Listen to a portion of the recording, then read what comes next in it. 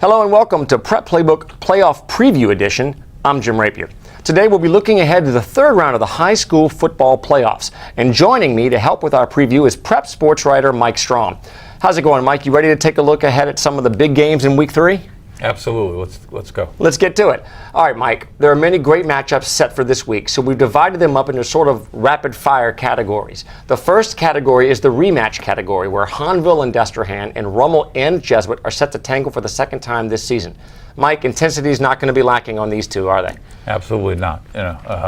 Both all four are tradition-rich programs, and certainly these are tradition-rich series.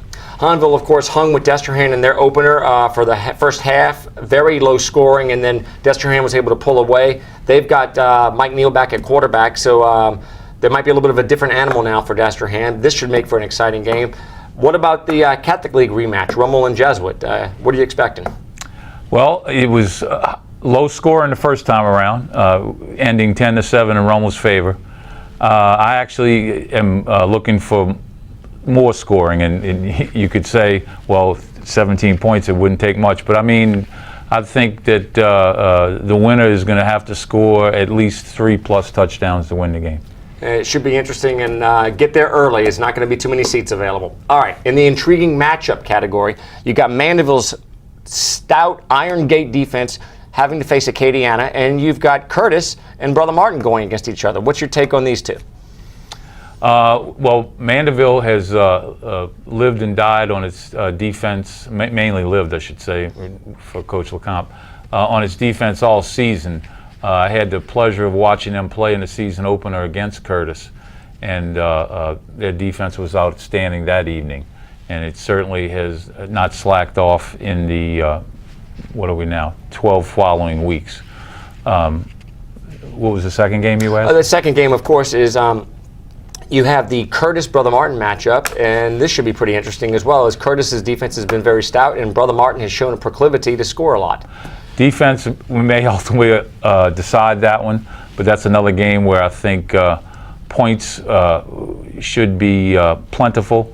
Martin certainly can score and has shown its ability to do that with their two outstanding running backs, Jared West and Bruce Jordan Swilling.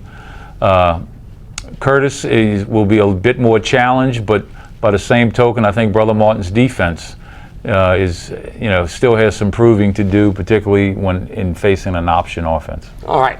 Now, speaking of options, we got a lot for you here in this next category, which is the We're Representing category. District 9 4A's Warren Easton, Landry Walker, and Carr have all advanced. And in District 8 2A, you've got Newman and Riverside both advancing. How challenging will it be, Mike, for all of these teams to keep it going? Well, I certainly don't expect a flush, so to speak. I would probably like Riverside's chances a little bit more than Newman's, although the Greenies, after beating Opelousas Catholic last week, it's certainly hard not to get on their bandwagon. And as regards to the 3 District 9 4A teams, quite frankly, I think it's proven itself over the last couple of years to be the best district in the state in the Class 4A level, and I could see all 3 of those teams, advancing. Carr obviously having the biggest hill to climb in facing Neville. Very good. All right. Last but not least, Mike, in the Getting It Done category, you got St. Charles Catholic in Division 2 and West St. John in Class 1A. They just keep winning. What's the key for these two to keep this momentum going? Well, for St. Charles Catholic, they could be at a disadvantage this week. Their starting quarterback, his status is still to be determined. Austin Weber, I'm talking about, he apparently had suffered a concussion in their last week's game, and so at this point he remains a question mark.